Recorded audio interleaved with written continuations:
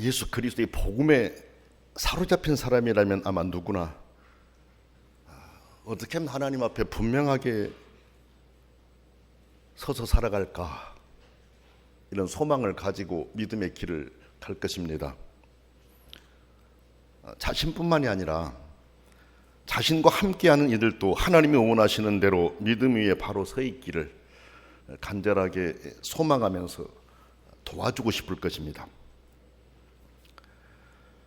그런 마음이 있다는 증거는 무엇으로 우리가 알 수 있느냐? 교회가 세상 사람으로부터 비판을 받을 때 속상해하는 마음을 가져봤다면 나는 복음에 사로잡힌 사람이다, 이렇게 말할 수가 있을 것입니다.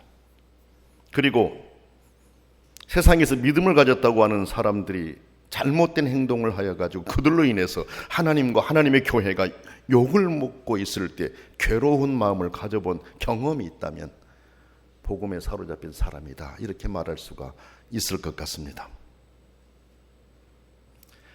그런 마음이 있다면 적어도 소극적으로나마 그 사람은 복음을 사랑하는 사람이라 이렇게 말해도 틀리지 않겠다라는 의미입니다.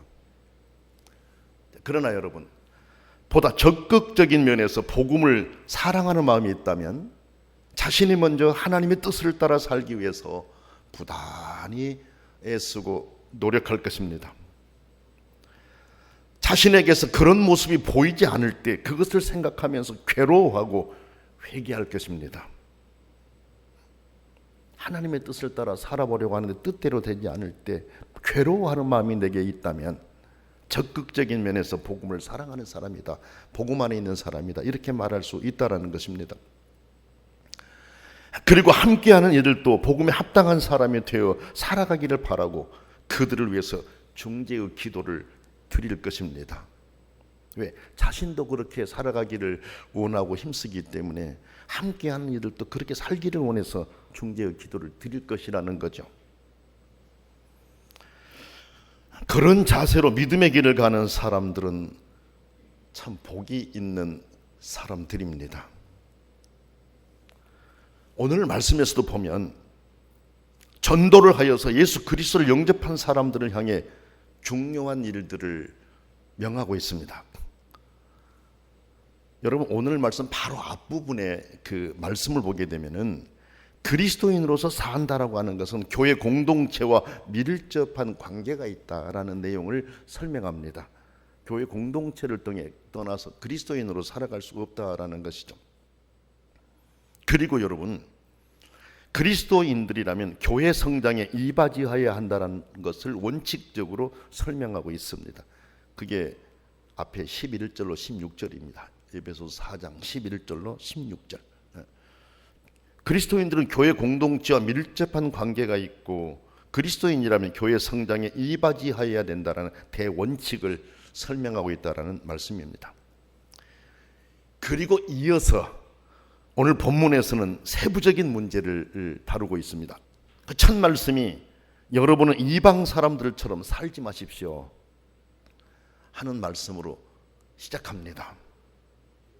이것은 그의 이방인 개종자들에게 그들의 낡은 생활 양식을 관두고 이제 그리스도의 생활 양식으로 돌아오라고 호소하는 그런 내용입니다. 이건 매우 어려운 일입니다. 왜 어려운 일이냐면 그들이 비록 예수의 사람이 되었지만 그들이 사는 삶의 자리는 아직 변하지 않고 그들이 예수 믿기 이전의 상태나 예수 믿은 이후의 상태나 그대로 있기 때문에 그 생활을 완전히 버리고 돌아선다라고 하는 것은 쉬운 일이 아니라는 말씀입니다. 그들이 그리스도인이 된 것과 맞물려서 세상도 그리스도의 문화로 바뀌어 간다면 그리스도의 사람으로 새롭게 출발하기가 쉬울 텐데 그렇지 않기 때문에 그리스도인으로 새롭게 태어났지만 그리스도의 마음으로 산다라고 하는 것이 매우 어렵다라는 것입니다. 그런데도 새로운 삶을 결단하고 시작하라고 호소한 것입니다. 세상이 변하지 않았더라도 여러분이 변했으니까 변화된 자로서 세상 따라가지 말고 그리스도인답게 살아가라, 이렇게 말씀하고 있는 것입니다.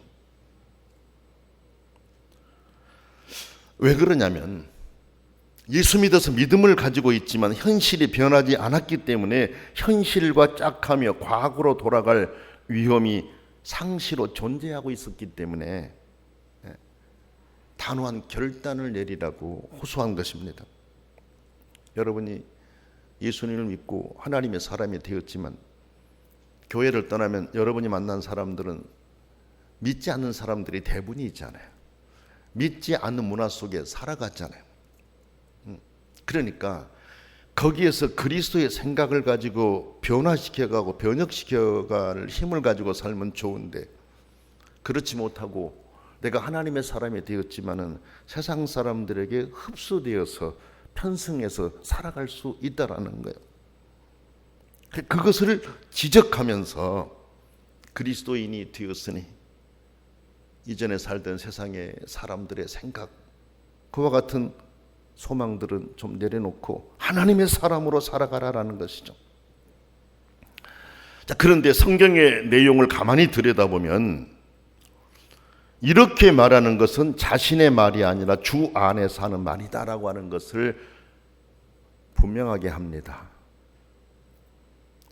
그렇게 구별된 삶을 사는 것이 주님께서 원하시는 삶이다라는 것을 보여주려고 하는 거예요. 이건 주님께서 그렇게 하시기를 원한 내용이다라는 것이죠. 여러분은 이방 사람들처럼 살지 말라 이렇게 호소한 다음에 17절 19절까지 해서 이방 사람들의 생활을 규정짓습니다. 이방 사람들은 그러면 어떻게 생활하고 살고 있느냐라는 것이죠. 이 내용을 보면 이방 사람들의 특징적인 삶이 하나님과 분리되어 있다라고 부각하고 있어요. 하나님과 분리되어 있다라는 것이죠.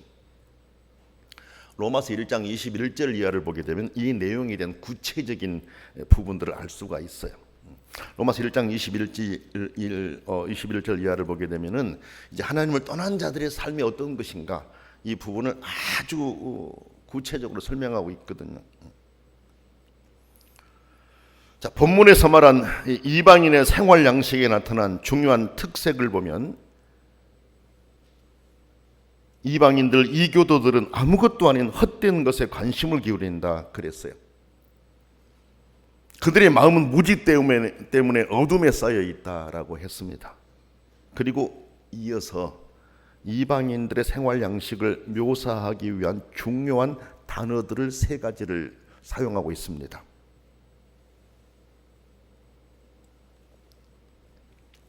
여기서 이방인들의 생활 양식을 묘사하기 위해 사용된 중요한 단어들 하나하나 제가 설명을 해보겠습니다. 그 첫 번째가 그들의 마음이 굳어졌다 그랬습니다. 굳어진 마음이라는 것이죠. 18절에 이 굳어졌다라고 하는 단어는 헬라어 포로시스라는 단어입니다.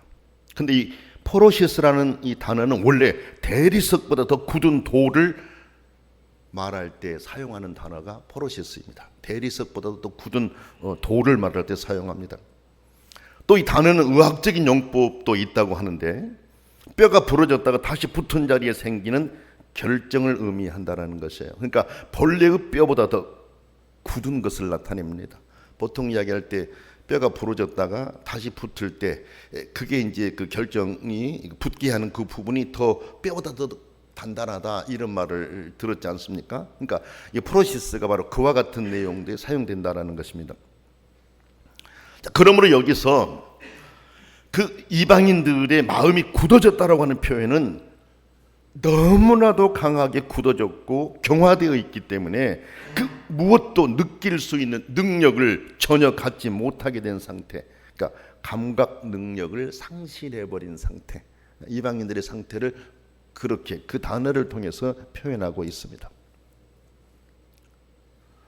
그것은 결국 죄의 무서움을 말하려는 것으로 이해할 수가 있습니다. 죄의 무서움이라고 하는 것은 모든 것을 굳어지게 하는 힘이기 때문에 그렇습니다. 여러분, 죄의 과정은요, 처음부터 굳어지는 경우가 많지 않다고 봅니다. 일시에 큰 죄인이 되지는 않는다는 표현입니다. 처음에는 죄를 무섭게 보고 죄를 지었다면 뉘우치고 후회하기도 하지만 계속해서 여러 번 죄를 범하게 되면 모든 감각을 잃어버리는 때가 와서 가장 부끄러운 일을 거리낌 없이 행할 수도 있다는 것입니다. 네, 양심이 굳어지기 때문에 그렇습니다. 자, 그러면 그 굳어진 결과가 무엇이라고 했습니까? 18절 말씀 보게 되면 하나님의 생명에서 떠나 있다 그랬습니다. 굳어져 있기 때문에 하나님의 생명에 떠나 있고 하나님으로부터 멀어져 있는 것을 말합니다. 그래서 하나님은 사도 바울을 통해서 여기서 이방인들의 생활을 그렇게 표현하면서 그들의 삶이 위험하다. 그러니까 믿기 전에 그 모습으로 다시 돌아가지 말라고 강하게 호소하고 있는 것입니다. 마음이 굳어질 수 있으니까, 이제는 새로운 사람이 되었으니까 새로운 사람으로 살아가라는 거예요. 두 번째로 사용하는 단어가 이 방탕이라고 하는 단어인데 19절 보면 감각 없는 자가 되어 자신을 방탕에 방임한다 그랬습니다. 여기 방탕이라고 하는 헬라어는 아셀게이아라고 하는 단어입니다. 플라톤 같은 철학자는 이 단어를 몰렴치한 행동이다라고 정의하기도 했잖아요. 그래서 이 아셀게이아, 즉 방탕의 마음, 이것이 자기 마음속에 가지고 있는 사람들은 자기의 행동이 세상에 많은 공론을 일으키는 것도 상관하지 않습니다. 자기 이름이 세상에서 어떻게 불러지고 어떤 그 효과를 나타내든지 전혀 상관하지는 않습니다. 자기 욕망이 만족될 수 있다면 자기의 모든 체면이 얼마나 멸시받고 모욕받든지 전혀 상관하지 않습니다. 이게 방탕이라고 하는 데 쓰는 용어입니다. 그러니까 여기에 이 아셀게이아를 자기 속에 가지고 있는 사람은 자기가 가지고 싶은 것을 가지기 위해서는 부끄러움도 개의치를 않습니다. 그러므로 이런 무서운 죄의 속성을 가진 그런 모습으로 돌아가지 말라고 호소한 것입니다. 이런 방탕의 마음이 있을 때 결국은 누구 눈치도 보지 않고 이목 전혀 관여하지 않고 오직 나를 위해서, 내 욕심을 위해서라면 뭐든지 할 수 있는 이런 마음, 이게 방탕이라는 이 단어 아셀게이아를 쓰고 있다라는 것이죠. 그래서 그런 삶으로 돌아가지 말라. 이제 하나님의 사람이 되었으니까 그런 사람이 되어서는 안 된다라고 하는 것을 강하게 호소하고 있는 거예요. 세 번째로 사용한 단어가 욕심이라고 하는 단어입니다. 19절 보면은 모든 더러운 것을 욕심으로 행한다라고 했습니다. 여기 욕심이라고 하는 헬라어는 플레오넥시아라는 단어입니다. 플레오넥시아. 그러니까 당시 헬라인들은 이 단어를 가지고 있는 의미를 오만한 탐욕, 저주받은 소유, 이런 생각을 했어요. 또한 헬라인들은 이 단어를 다른 사람에게 속한 것을 가지기를 원하는 불법적인 욕망이다. 남이 가진 것을 자기가 가지려고 하는 불법적인 욕망을 의미할 때 폴레오렉시아라는 단어를 썼어요. 여기 나오는 욕심이라는 단어를 썼어요.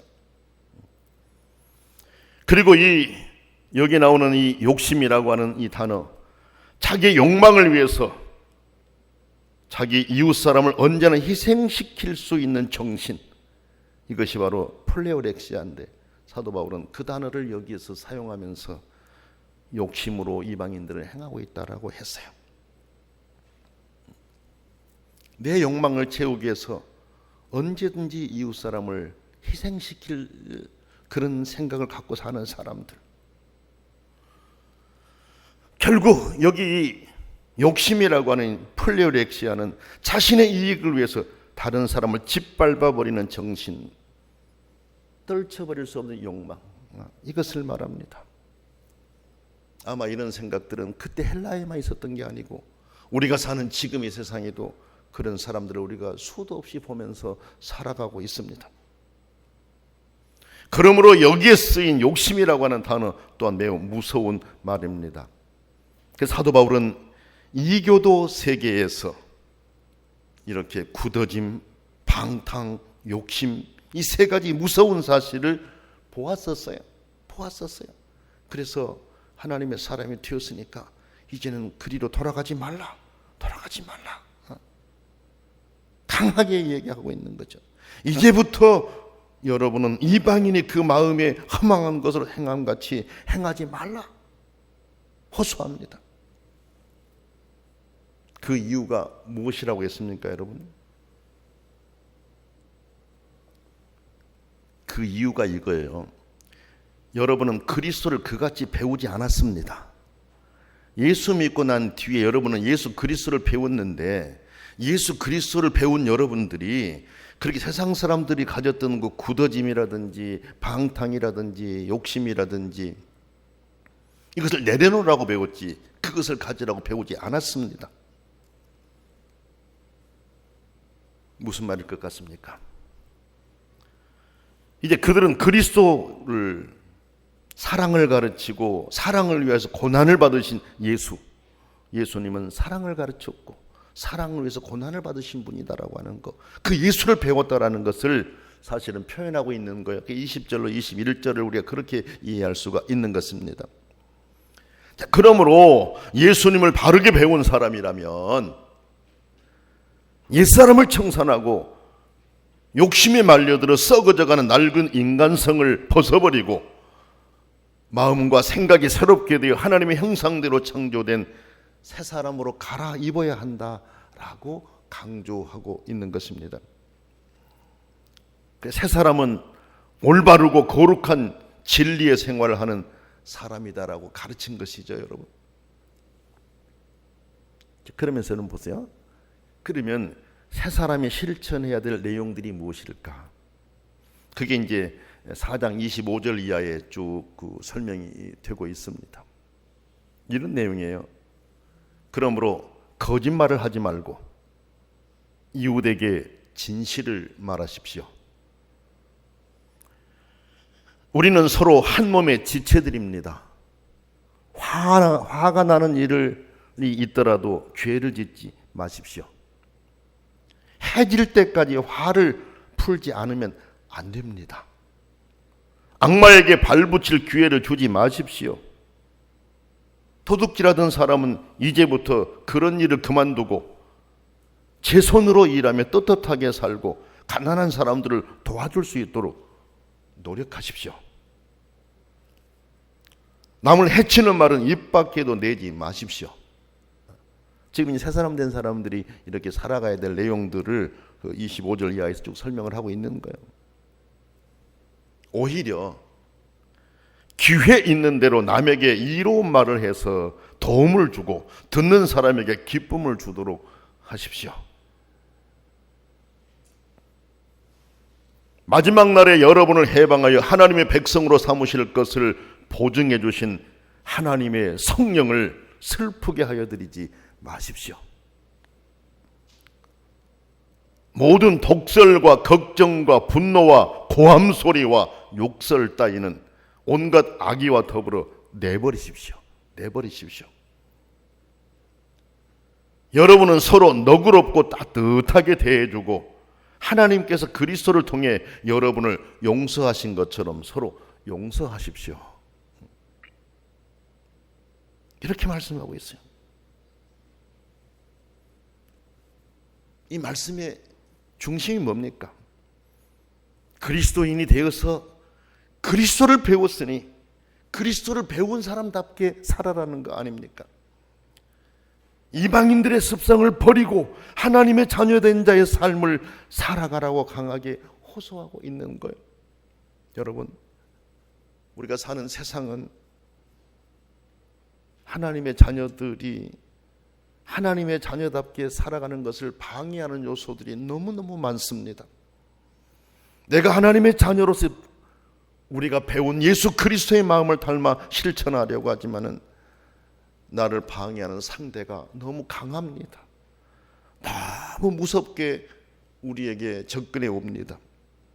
그러므로 우리는 하나님의 말씀을 마음에 깊이 새겨야 됩니다.